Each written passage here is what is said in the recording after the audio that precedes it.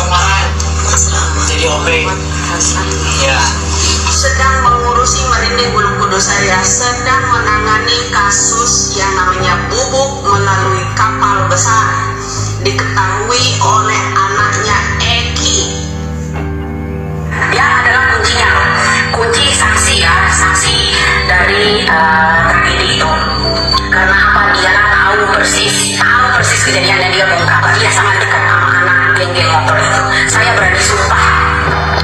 Ini 1, 2, 3, 4. Di sini ada nih 5. Ini motor 5. Ada.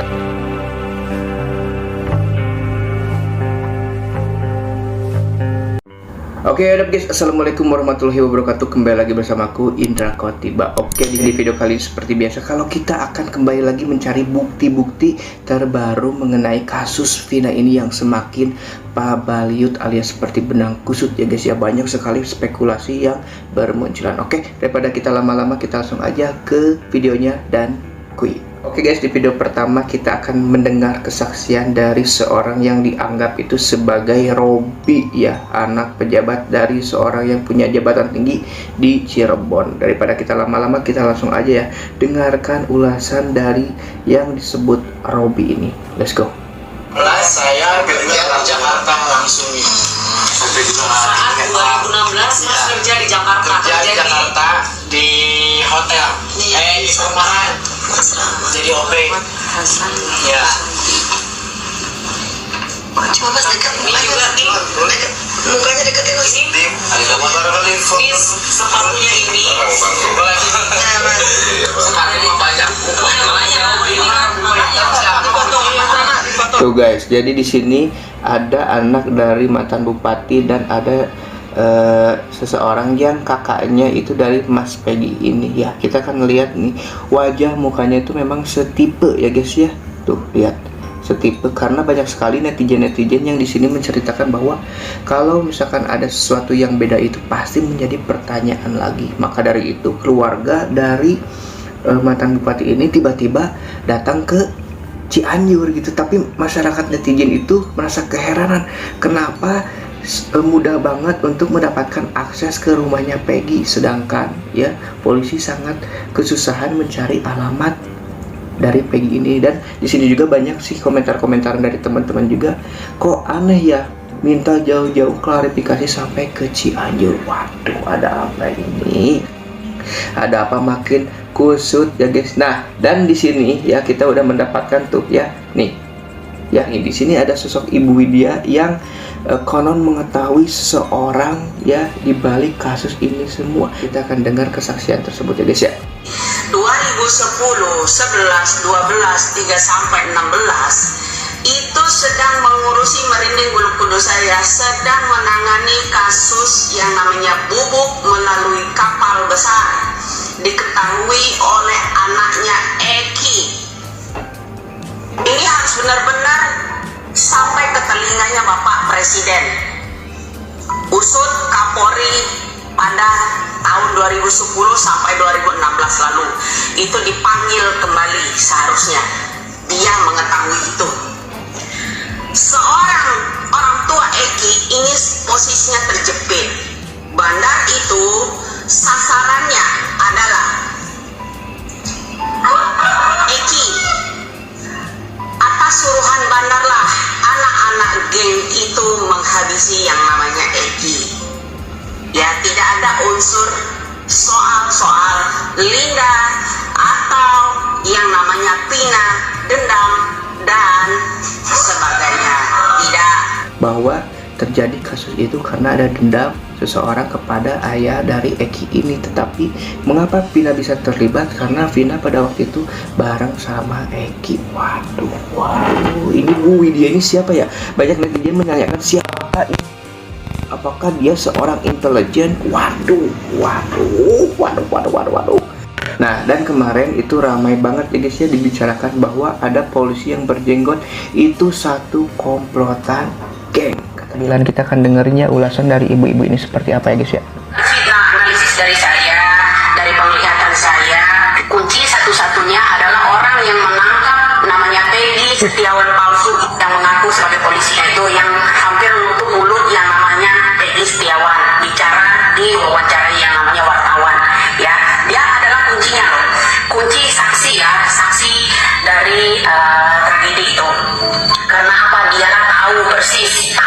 kejadian dan dia bongkar. Dia sangat dekat sama anak geng-geng motor itu. Saya berani sumpah kalau dia nggak mau mengaku, terkutuklah dia.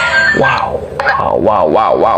Ya. Jadi menurut yang ramai diperbincangkan kemarin itu yang berjenggot ini bapak ini, apakah benar kita nggak tahu nih. Ibu ini dapat informasinya dari mana kita nggak tahu ya. Hanya ibu sendiri yang tahu gitu ya guys ya. Waduh.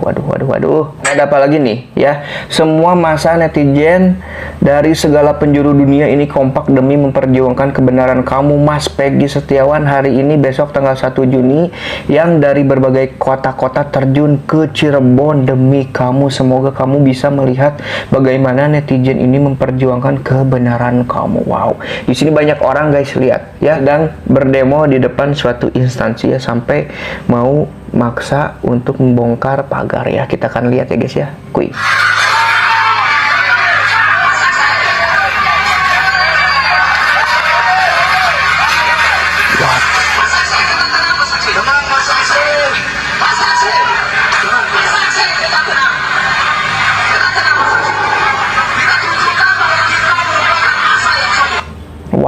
Waduh, begitu ya kalau misalkan seseorang udah kompak ya guys ya.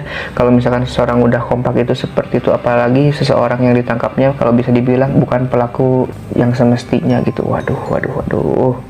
Tuh guys, di sini juga berseliweran ya video CCTV 2016 Vina Cirebon. Apakah benar ini ya guys ya?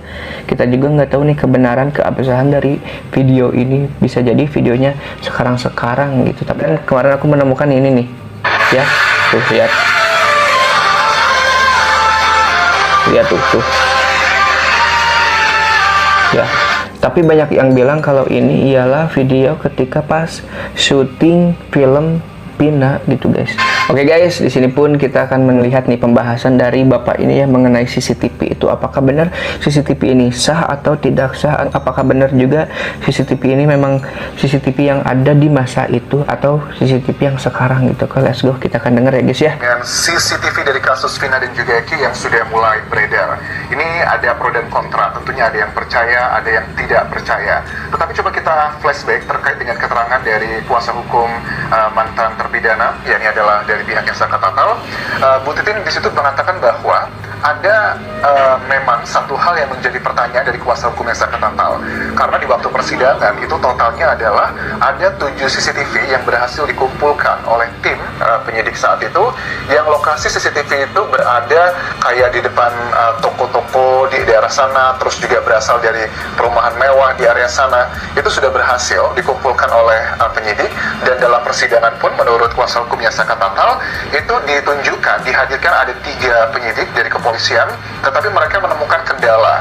Kendala yang pertama adalah dikatakan ada satu CCTV yang dikatakan mereka tidak bisa membukanya karena keterbatasan kompetensi dari penyidik saat itu, katanya dari Polres atau bahkan mungkin Polda, tidak tahu dari posisi yang mana, dikatakan bahwa mereka tidak punya ahli yang bisa membuka CCTV tersebut. Itu yang pertama.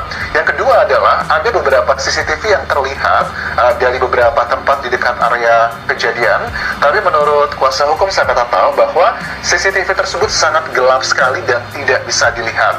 Pertanyaannya adalah sekarang ini muncul nih, ada CCTV yang muncul di sini. Kalau aku lihat dari beberapa gambarannya, yang paling ya tentunya kalau untuk ngecek CCTV-nya asli atau enggak, ya harus diambil dari DVR-nya ya, dari tempat yang merekamnya. Karena kalau sama kayak handphone teman-teman, kalau CCTV itu kan ya sama kayak handphone, kalau kita ngerekam langsung pakai HP, kan nanti kalau kita cek di propertiesnya akan ketahuan itu direkamnya tanggal berapa, jam berapa, nanti baru dikalibrasi.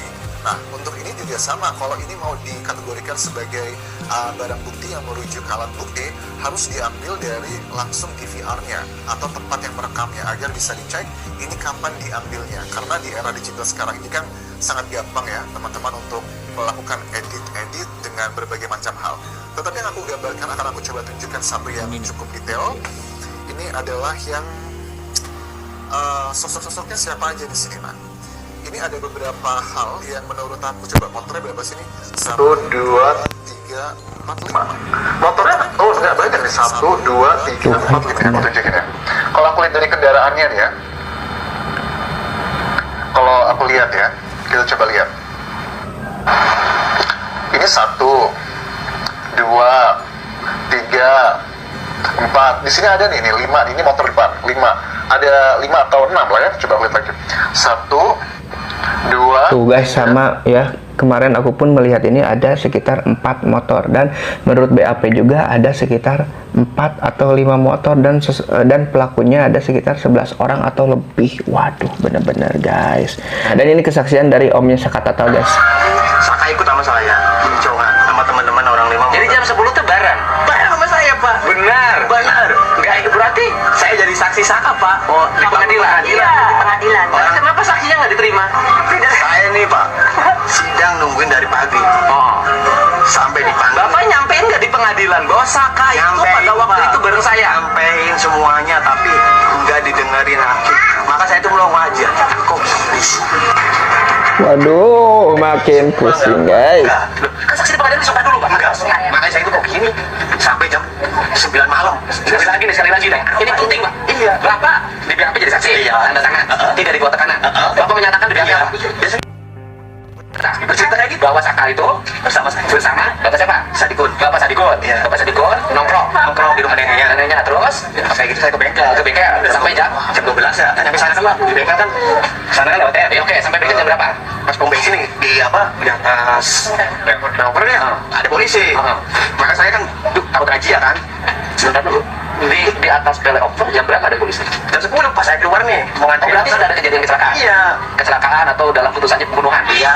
Ya, pokoknya itulah. Pikir saya itu mau razia takutnya. Jadi waktu polisi sudah menemukan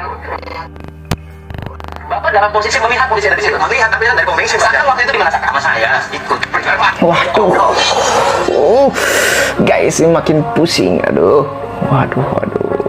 Ya, waduh guys, makin sini makin muncul saksi-saksi yang baru, ada ibu-ibu macam-macam ya guys ya. Yang mudah-mudahan bisa menjadikan sebuah titik terang untuk perjalanan proses kasus Vina ini. Amin.